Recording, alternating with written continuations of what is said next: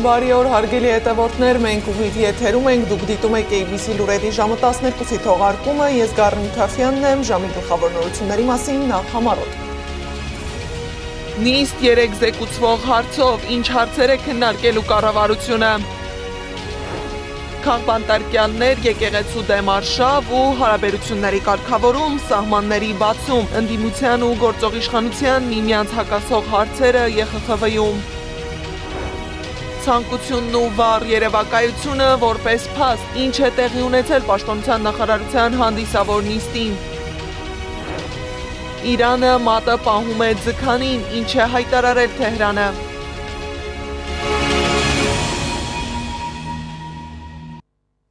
Ընթանում է կառավարության նիստը ընդամենը 3 զեկուցվող հարցով։ Կառավարության պահուստային ֆոնդից ավելի քան 656 միլիոն դրամ կհատկացվի վարչապետի աշխատակազմին այս տարի Երևանում անցկացվելիք Եվրոպական քաղաքական համայնքի 8-րդ գագաթնաժողովի կազմակերպման եւ իրականացման վերաբերյալ ծառայությունների ձեռքբերման համար։ Դրա համար կառավարությունը կնքել է պայմանագիր ավելի քան 1.6 միլիարդ դրամով։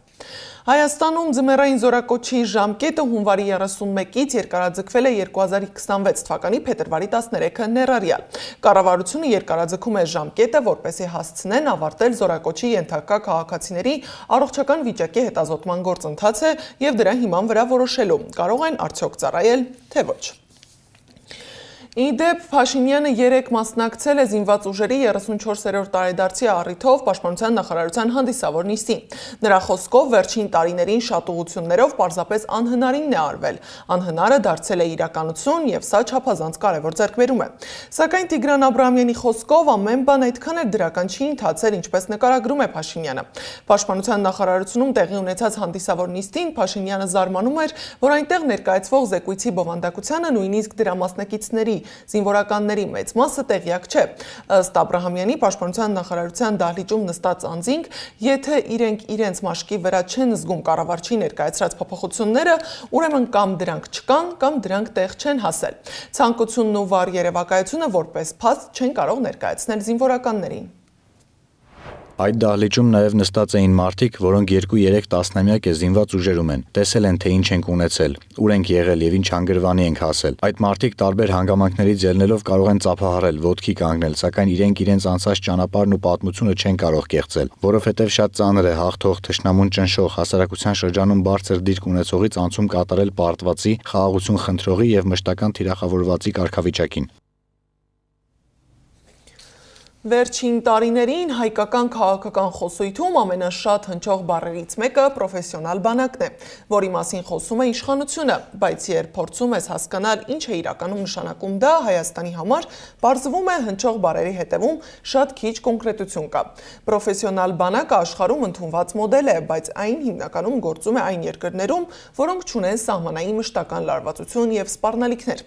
Իդեպ մեր տարածաշրջանում չկա որևէ պետություն, որը լիովին անցել է այդ մոդելին։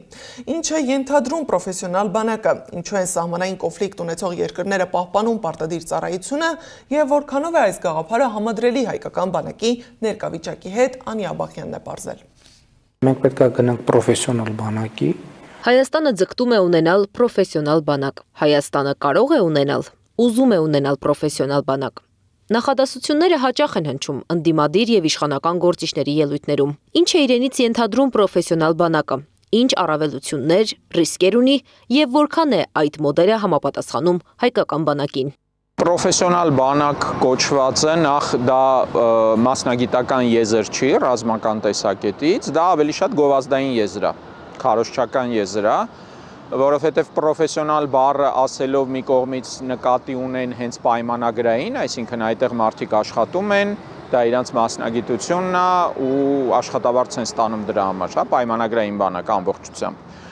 Երկրորդը բայց ենթադրվում է, որ այդ մարդիկ ինչ-որ բարձր պրոֆեսիոնալիզմ ունեն, ինչը այդքան էլ այդպես չի։ Այսինքն պրոֆեսիոնալ բանակում ծառայությունը կամավոր է, իրականացվում է պայմանագրային հիմունքներով, իսկ զինծառայությունը դիտվում է որպես մասնագիտություն, համապատասխան աշխատավարձով եւ սոցիալական երաշխիքներով։ Նման բանակ ունի Միացյալ Նահանգները 1973 թվականից։ Այդ մոդելն են ընտրել նաեւ Մեծ Բրիտանիան, Ֆրանսիան, Ճապոնիան։ Իսկ մեր տարածաշրջանում ոչ մի երկիր չի անցել լիովին պրոֆեսիոնալ բանակի մոդելին։ Հայաստանը հնարավորություն ունի դառնալ պրոֆեսիոնալ բանակ, բայց ռիսկերը ավելի մեծ են։ Հայաստանի իշխանությունը քանդել է այն բանակը, որը եղել է մինչև 2018-ը, նորը չի կառուցել, բազմաթիվ խնդիրներ է հասցրել զինված ուժերի մարտունակությանը, բարոյական վիճակին եւ գաղափարական նաեւ առաջնահերթություններին, եւ այս պայմաններում իշխանությունը որևէ բան չկառուցած, չունի էլ դրա բարոյական իրավունքը, դրա հնարավորությունների մասին խոսել։ Վրթանեսյանը բացատրում է, Հայաստանի բանակը հիմա հիբրիդային կառուցվածք ունի։ Այսինքն համատեղում է պարտադիր եւ պայմանագրային զինծառայությունները։ Նույն մոդելին են անցել նաեւ Իսրայելը, Ռուսաստանը, Թուրքիան, Հարևան Վրաստանը։ Այս մոդելը հատուկ է սահմանային կոնֆլիկտներ ունեցող երկրներին, նշում է Կարեն Վրթանեսյանը։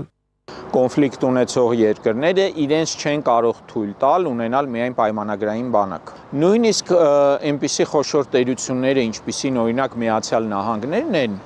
երբ իրենք լուրջ կոնֆլիկտներ են ունենում, լուրջ կոնֆլիկտի են մասնակցում,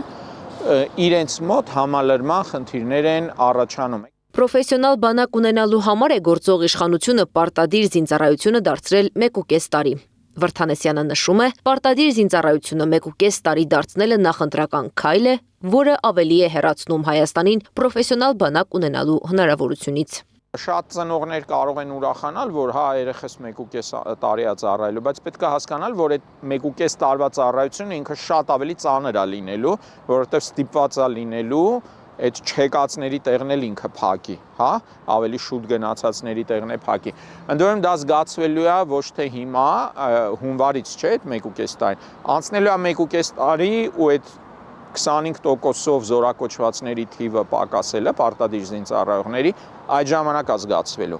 Զրուցակիցներից գնահատմամբ հետպատերազմյան կորուստներից հետո առաջնահերթ է բանակի վերականգնումը, համալրումն ու ամրապնդումը։ Իսկ զինծառայությունը պետք է ընկալվի ոչ թե որպես եկամտի աղբյուր, այլ որպես պետությունն ու պետականությունը պաշտպանելու պարտականություն։ Անի Աբաղյան, Էդիկ Մալաքյան, Անդրանիկ Մանսուրյան, ABC Media։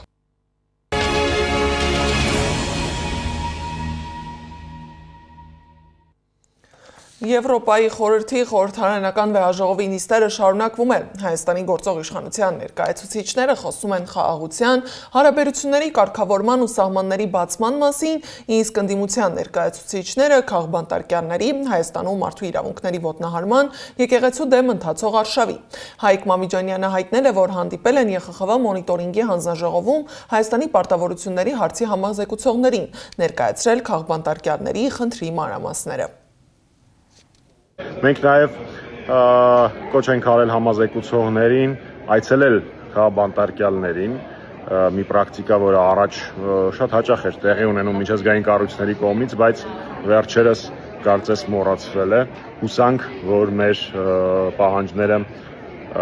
տեղ կհասնեն եւ միս ու արյուն կստանան։ Հիշեցնեմ, որ ԵԽԽՎ-ն զեկույց էր ընդունել, որում անդրադարձել էր կաթողիկոսի դեմ Փաշինյանի սկսած արշավին, Բաքվում պահվող մեր հայրենակիցներին, Ադրբեջանին էլ կոչ արել անհապաղ ազատ արձակել նրանց։ Իսկ արտգործնախարար Արարատ Միրզոյանը միջազգային հարթակը գործածել է ոչ թե մեր երկրի անվտանգության երաշխիքների ձևավորման մասին խոսելու, այլ հարաբերությունների կարգավորման, նույնիսկ այն դեպքում, երբ մյուս կողմերը շարունակում են ուժի դիրքերից խոսել Հայաստանի հետ։ Հայաստան-Թուրքիա հարաբերությունների կարգավորման գործընթացում շարունակական առաջընթացը, ներառյալ հայ-թուրքական սահմանի բացումը, դիվանագիտական հարաբերությունների հաստատումն ու Գյումրի-Կարս երկաթուղու վերականգնումը կարևոր ներդրում կլինեն տարածաշրջանային կայունության և բարգավաճման ամրապնդման գործում։ Իսկ հայ գերիների վերադարձը ըստ արտգործնախարարի կարող է նշանակալի ներդրում ունենալ Հայաստանի և Ադրբեջանի հաշտեցման գործում։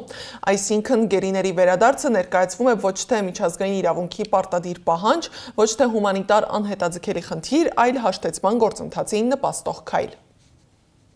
4 հայ գերիների ազատ արձակումը հույս է տալիս, որ հաջորդիվ կլուծվի նաև Ադրբեջանում դեռ պահվող մնացած 19 անձի ազատման հարցը։ Մենք շրջում ենք տասնամյակների թշնամանքի էջը։ Թեպետ Հայաստանում ճաղերի հետևում բազմաթիվ բարձրաստիճան հոգևորականներ կան, նախարարը պնդում է, որ որևէ ճնշում չկա եկեղեցու նկատմամբ։ Եվրոպական պահպանողականների քաղաքական խմբի ներկայացուցիչի հարցին այսպես է պատասխանել Միրզոյանը։ Սա բամբասանք է, որը պետք է պարզաբանվի ու հստակեցվի հենց այստեղ։ Պետք է ասեմ, որ լիովին անհամաձայն եմ ձեր որոշ ձևակերպումների որակավորումների հետ։ Ցավում եմ, որ ձեր տեղեկությունը ամբողջապես ճիշտ չէ։ Հայաստանում հոգևորականների նկատմամբ հալածանք չկա։ Որոշ հոգևորականներ ժողովրդավարական ճանապարհով ընտրված իշխանությանը բռնի կերպով իշխանությունից հեռացնելու կոչեր են անում։ Իդեպ ադրբեջանական լրատվամիջոցները հայտնում են, որ սկսել են Զանգեզուրի էլեկտրահաղորդման գծի շինարարությունը։ Նախիջևանի ինքնավար հանրապետությունը երկրի գլխավոր էլեկտրացանցին միացնելու և ստեղծելու Ադրբեջան-Թուրքիա-Եվրոպա միջազգային էներգետիկ միջանցք։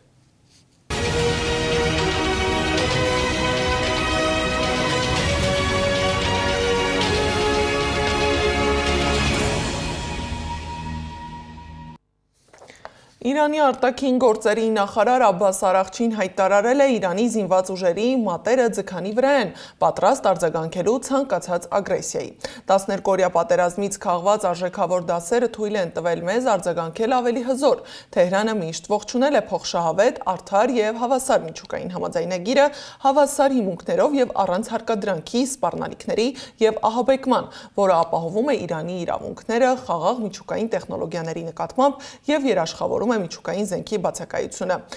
X-ում գրել է Արաղչին։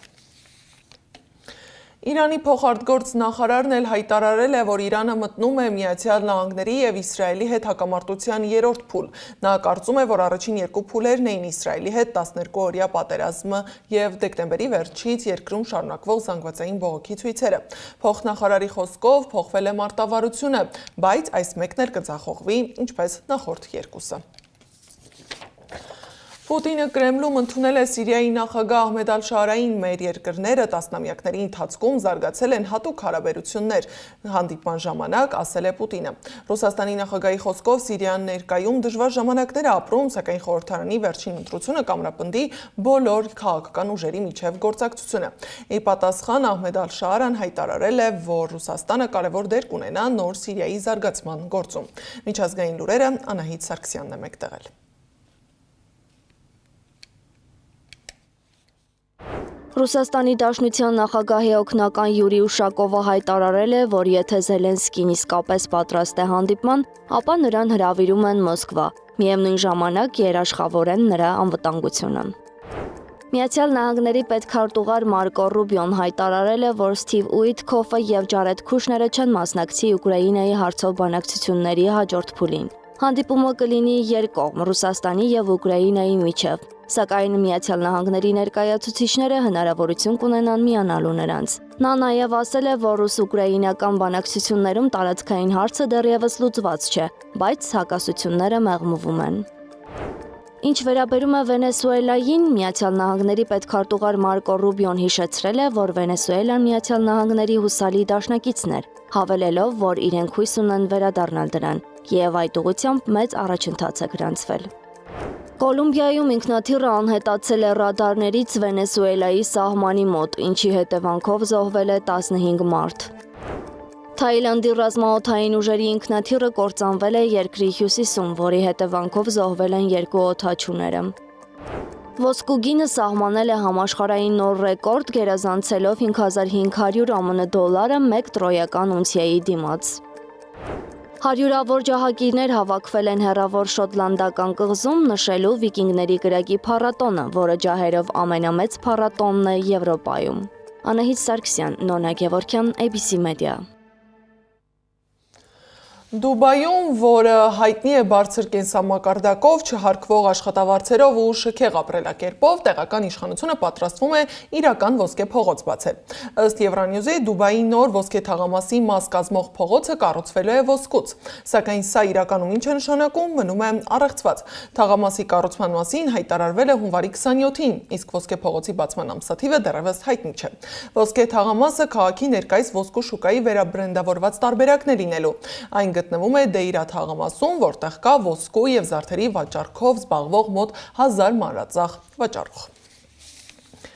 Այս ժամի համար նախատեսել էինք այսքանը, շարունակեք հետևել մեզ YouTube-ում, Facebook-ում, Telegram-ում, WhatsApp-ում, Instagram-ում ու TikTok-ում կամ այցելեք մեր պաշտոնական կայք www.abcmedia.am։ ABC լուրերի հաջորդ թողարկումը եթերում կլինի ժամ 15-ին, տաղավարում կաշխատի Սվետլանա Պետրոսյանը։ Ես Գառնիկ Թաֆյանն եմ, շնորհակալություն ուշադրության համար, մաղթում եմ աշխատանքային օրվա արդյունավետ շարունակություն։